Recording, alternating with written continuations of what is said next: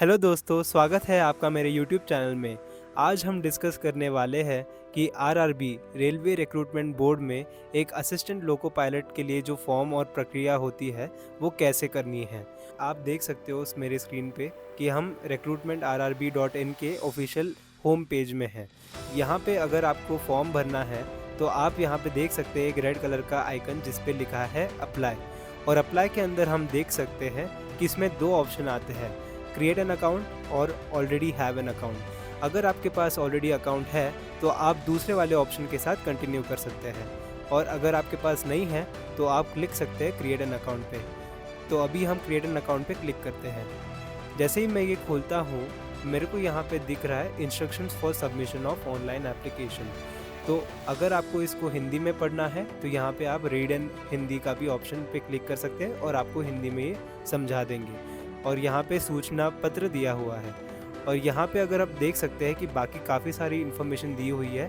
यहाँ पे अगर आप देख सकते हैं एग्जामिनेशन फ़ी, तो यहाँ पे दो ऑप्शंस है। पहला ऑप्शन ये है कि for all candidates except categories mentioned below at serial number 2, out of this fee of ₹500 and amount of ₹400 shall be refunded duly deducting bank charges on appearing in first stage of CBT। तो इसका मतलब ये है कि आप जब इस form को भरोगे उसकी फ़ी होगी ₹500, और जैसे ही आप फर्स्ट स्टेज के लिए अपीयर करते हो CBT के, आपको ₹400 रिफ़ंड किया जाएगा आपके बैंक अकाउंट में। और दूसरा ऑप्शन ये है कि for candidates who belong to SC, ST, ex serviceman, female, transgender, minorities और economically backward class EBC, this fee of ₹250 shall be refunded duly deducting bank charges as applicable on appearing in first stage of CBT। तो इनका मतलब ये है कि SC, ST, ex serviceman, female, transgender, minorities और EBC के जो लोग हैं, ये जब इस एग्ज़ाम के लिए अप्लाई करेंगे तो उसकी फ़ी ₹250 होगी। जो जैसे ही आप फर्स्ट स्टेज CBT के लिए अपीयर करते हो तो आपके बैंक अकाउंट में पूरी की पूरी अमाउंट रिफ़ंड की जाएगी। तो इसमें यहाँ पे बाकी काफ़ी सारी इंस्ट्रक्शंस दिए हुए हैं, आप इसको ज़रूर एक बार पढ़ लीजिएगा। अभी के लिए मैं यहाँ पे जो टिक बॉक्स है उसको मैं क्लिक कर रहा हूँ, जिस पे ये लिखा है कि मैंने जो इनका CEN नंबर का जो डिटेल्ड फॉर्म है उसको मैंने पूरा समझ लिया है और इसके आधार पर मैं आगे बढ़ रहा हूँ। तो मैं प्रोसीड पे क्लिक कर रहा हूँ ताकि मैं आगे बढ़ूँ। जैसे ही मैं इसको क्लिक करता हूँ तो यहाँ पे मैं क्रिएट एन अकाउंट की पेज पे आ जाता हूँ, जहाँ पे फिर से काफ़ी सारे क्वेश्चंस पूछे गए हैं। यहाँ पे पहला क्वेश्चन है, are you currently debarred by any RRB/RRC। तो अभी तो मैं इसके लिए नो लिख रहा हूँ। इसका मतलब ये है कि आप पहले कभी RRB या RRC में डीबार हो चुके हो या नहीं। Have you undergone LASIK surgery or any surgical procedure to correct refractive error. इसका भी मैं आंसर नो लिखूँगा। इसका मतलब ये है कि आपकी कभी आँखों की लेसिक सर्जरी जो होती है उसका कभी कोई सर्जिकल प्रोसीजर हुआ है या नहीं, और आपका कभी रिफ्रैक्टिव एरर को करेक्ट किया है या नहीं। इसके बाद आता है, are you a person with benchmark disability PWBD। इसका मतलब यह है कि आप कोई डिसेबिलिटी, मतलब आपको कोई डिसेबिलिटी है या नहीं, वो जानना है इनको। तो यहाँ पे भी मैं यहाँ पे नो क्लिक कर रहा हूँ। कंट्री ऑफ नेशनैलिटी, तो जो आपकी कंट्री है, आप जिस कंट्री में रह रहे हो, आपकी जो नेशनैलिटी है उसको आपको यहाँ पे क्लिक करना पड़ेगा। यहाँ पे मैं इंडिया पे क्लिक कर रहा हूँ। यहाँ आता है पर्सनल इन्फॉर्मेशन। तो यहाँ पे आपको अपना फुल नेम और बाकी आपको फिर से ये फुल नेम को रीटाइप करना पड़ेगा। अभी के लिए मैं यहाँ पे एक नाम लिख रहा हूँ, जैसे कि मैं लिख रहा हूँ, आप भी वैसे ही अपना नाम भरिएगा। इसके बाद यहाँ पे लिखा है, have you changed your name. तो मैं लिखूँगा नो, मैंने कभी चेंज किया नहीं है। डेट ऑफ बर्थ यहाँ पे पूछ रहे हैं, जो मेरे 10th क्लास की जो मार्कशीट है उसके आधार पर जो मेरी डेट ऑफ बर्थ होगी उसी को आपको यहाँ पे भी लिखना पड़ेगा। तो अभी के लिए मैं एक अपना साल जो है उसको क्लिक करूँगा और यहाँ पे मैंने अपना डाल दिया है, और यहाँ पे फिर से आपको उसी डेट ऑफ बर्थ को लिखना पड़ेगा। तो जैसे यहाँ पे टिक आ जाता है इसका मतलब दोनों मैच हो रहे हैं। यहाँ पे जेंडर मैं अपना सिलेक्ट कर रहा हूँ, मतलब आप लड़का हो या लड़की हो, आपको यहाँ पे क्लिक करना पड़ेगा। यहाँ पे भी आपको सेम चीज़ मैच करनी पड़ेगी। यहाँ पे मेरे पिताजी का नाम मेरे को लिखना पड़ेगा। जैसे कि मैं यहाँ पे लिख रहा हूँ, आप भी उसी प्रकार अपने पिताजी का नाम भी लिख लेना। यहाँ पे मैं अपनी मदर्स का नाम जो है, मेरी जो मम्मी है उसका नाम यहाँ पे लिख रहा हूँ, आप भी ऐसे ही फिल कर देना। तो एक बार ये हो जाए तो आपको यहाँ पे आपका आधार वेरिफिकेशन जो नंबर है वो यहाँ पे एंटर करना पड़ेगा। ये होता है एक 10 डिजिट का आधार नंबर। आप इसको वेरीफाई कर सकते हैं अपने आधार आईडी से। अभी के लिए मैं आगे बढ़ रहा हूँ और मैं क्लिक कर रहा हूँ I do not have an Aadhaar card. यहाँ पे लिख रहा है कि candidates are advised to do Aadhaar validation for smooth entry at the examination centre. RRBs will not share your Aadhaar details with any third party or use them for any purpose other than objectives of this CEN। तो इसका ये कहना चाहते हैं कि एक smooth procedure के लिए आपको एक आधार वैलिडेशन काफ़ी यूज़फुल होगा और काफ़ी फ़ायदेमंद रहेगा। तो यहाँ पे मैं आगे बढ़ रहा हूँ। तो आपका जो आइडेंटिफिकेशन फॉर ऑथेंटिकेशन है वो यहाँ पे आपको फिल करना पड़ेगा। इसमें आप driving licence, passport, PAN card, voter ID, government ID, school या कॉलेज का, यूनिवर्सिटी का नाम, कुछ भी आप यहाँ पे लिख सकते हो। डॉक्यूमेंट का जो एक नंबर आता है वो आपको यहाँ पे फिल करना पड़ेगा। जैसे ही आपकी आईडी है उसका जो नंबर है यहाँ पे आपको डालना पड़ेगा और उस जो आईडी है उसकी जो अथॉरिटी है उसका नाम भी यहाँ पे लिखना पड़ेगा। यहाँ पे जिस जगह पे आपकी ये आईडी बनी है उस जगह का नाम आपको यहाँ पे डालना पड़ेगा। और डेट ऑफ इशू का मतलब ये है कि कौन से दिन पे आपको ये आईडी मिली थी, ये आपको यहाँ पे फिल करना पड़ेगा। इसके बाद हम जब नीचे आते हैं तो कॉन्टैक्ट डिटेल्स में आपको एक अपनी खुद की जो पर्सनल ईमेल आईडी है वो यहाँ पे फिल करनी पड़ेगी और यहाँ पे एक ईमेल का OTP आपको जनरेट करना पड़ेगा। जैसे ही मैं यहाँ पे एक ईमेल आईडी डालता हूँ और इस पर क्लिक करता हूँ तो मेरे ईमेल आईडी पे एक OTP आएगा 6 डिजिट का, वो यहाँ पे आपको कॉपी करके डालना पड़ेगा। जैसे ईमेल आईडी का आपने किया, सिमिलरली आपको एक मोबाइल नंबर के लिए भी करना पड़ेगा। यहाँ पे आप अपना 10 डिजिट का मोबाइल नंबर डाल सकते हैं और उसके लिए जनरेट मोबाइल OTP पे क्लिक करने के बाद आपको एक SMS आएगा OTP का, वो यहाँ पे 6 डिजिट का आप भर दीजिएगा। फिर आते हैं क्रिएट योर पासवर्ड पे।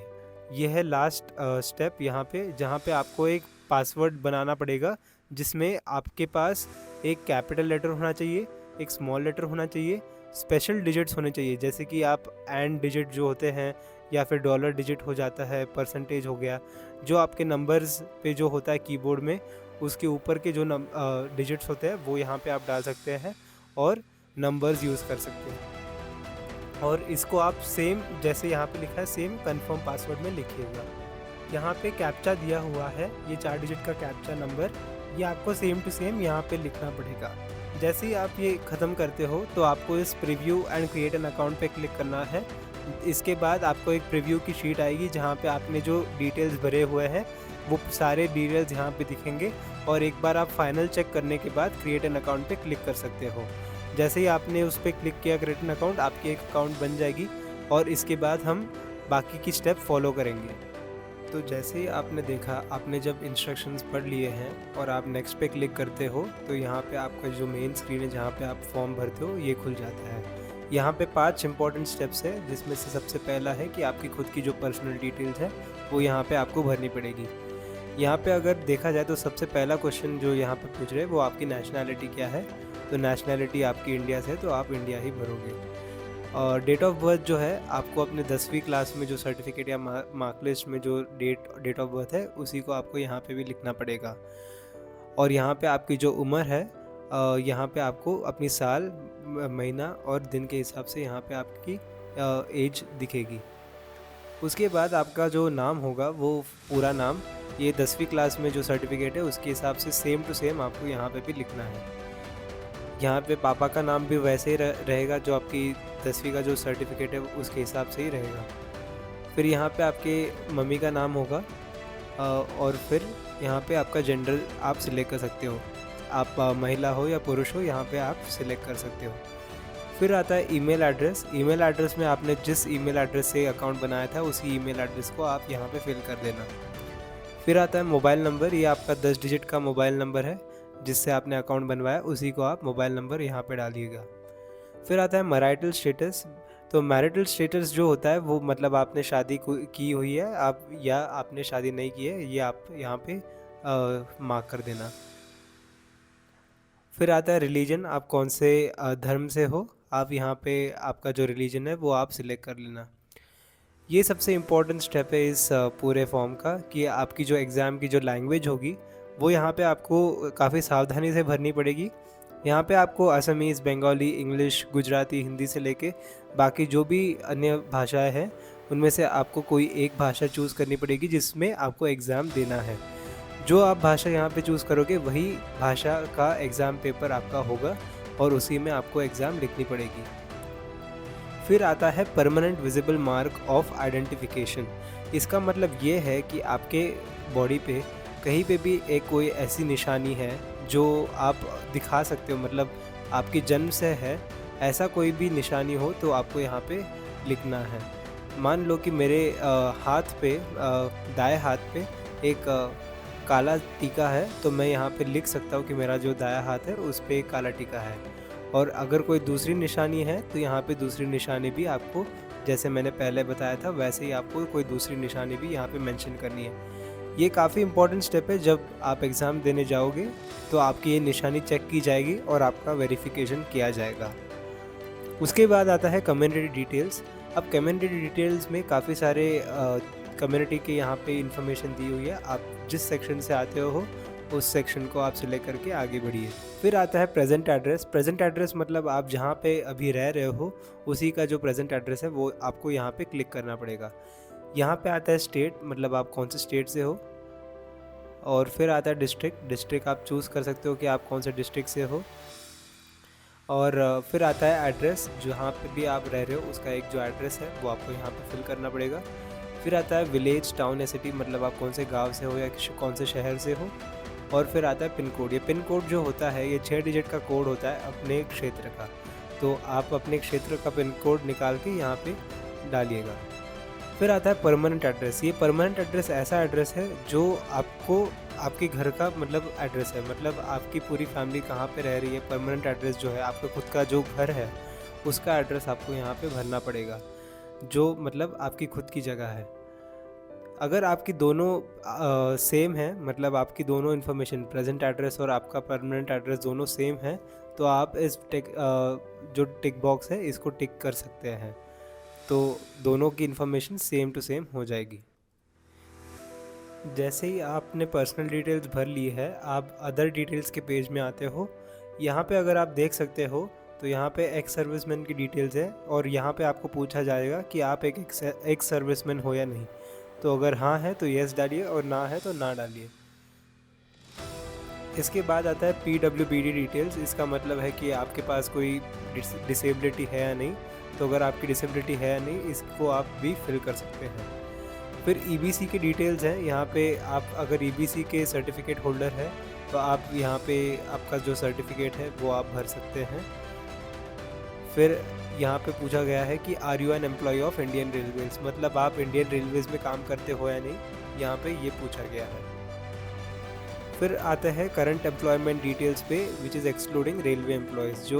जो रेलवे के एम्प्लॉयज़ नहीं है उनकी जो आपकी डिटेल्स है वो आपको यहाँ पे भरनी पड़ेगी। जैसे आपने इसको भर दिया, इसके बाद आता है details of course completed act apprentice. Are your course completed act apprentice, मतलब आपने किसी कोर्स को कंप्लीट करके उसका कोई ट्रेनिंग लिया है या नहीं। तो अभी के लिए आप येस या नो, आपका जो भी सवाल उत्तर है आप यहाँ पे फिल कर सकते हैं। फिर आता है bank details for refund of fee. तो आपने जो एग्ज़ाम की फ़ी भरी थी उसका जो बैंक अकाउंट का होल्डर है आप, तो आपका जो भी नाम होगा आप यहाँ पे लिख सकते हैं। और इसके बाद आपका जो अकाउंट नंबर है वो भी आप यहाँ पे भर दीजिएगा, और इसी अकाउंट नंबर को आप यहाँ पे कंफर्म कीजिएगा। जो आपने अकाउंट नंबर लिखा है उसी को यहाँ पे लिख लो आप। IFSC जो कोड है उसको भी आपको लिखना पड़ेगा। IFSC कोड एक ऐसा कोड है जो बेसिकली आपकी जो बैंक है उसका कोड होता है। हर बैंक का एक अलग से IFSC कोड होता है, तो आप उसको सावधानी से भरिएगा। इसके बाद आता है नेम ऑफ बैंक। बैंक का जो भी नाम होगा वो आपको यहाँ पे भरना पड़ेगा। और फिर आता है बैंक का एड्रेस। ये आप दोनों चीज़ें काफ़ी सावधानी से भरिएगा ताकि आपका जो पैसा है, आपने जो फ़ी भरी है, वो आपके बैंक अकाउंट में वापस आ जाए। तो जैसे कि मैंने आपको बताया अभी कि आप अपने बैंक की डिटेल्स यहाँ पे जैसे ही फिल करते हो, यहाँ पे आप अपना आईएफएससी कोड कंफर्म करने के बाद आप अगले पेज पे चले जाओगे जहाँ पे आपको अपनी एजुकेशन क्वालिफ़िकेशन डालनी पड़ेगी। यहाँ पे आपको आपके 10वीं की जो मार्कशीट रहेगी उसकी डिटेल्स डालनी पड़ेगी, 12वीं की जो मार्कशीट है उसकी डिटेल्स डालनी पड़ेगी। अगर आपने कोई डिप्लोमा किया है या कोई दूसरा कोर्स किया है तो उसकी भी आपको एजुकेशन डिग्री यहाँ पे डालनी पड़ेगी। इसके बाद आता है अपलोडिंग ऑफ प्रोफाइल डॉक्यूमेंट्स। इसका मतलब आपके जो भी इम्पोर्टेंट कागजात हैं वो आपको यहाँ पे फिल करने पड़ेंगे। इसमें आपकी जो प्रोफाइल फ़ोटो है, बाकी जो आपके डॉक्यूमेंट्स होंगे इम्पोर्टेंट, जैसे पैन कार्ड हो गया या कुछ भी इम्पोर्टेंट डॉक्यूमेंट्स हैं, वो आपको यहाँ पे भरना है। और उसके बाद आता है प्रीव्यू। प्रीव्यू में आपने जो भी इन्फॉर्मेशन अभी तक भरी है वो आपको पूरी इन्फॉर्मेशन दिखाई जाएगी। और उसके बाद आप एक बार फाइनल चेक करके ये देख सकते हैं कि आपकी इन्फॉर्मेशन सही है या गलत। और एक बार वो होने के बाद अगर आपको सही लग रहा है आप सबमिट कर सकते हो। और जैसे ही मैंने आपको पूरा अभी प्रोसेस समझाया, इसी को आप जैसे फॉलो करते हो तो आपका पूरा रजिस्ट्रेशन फॉर्म पूरा सक्सेसफुल हो जाता है और एप्लीकेशन आपका सबमिट हो जाएगा। Thank you.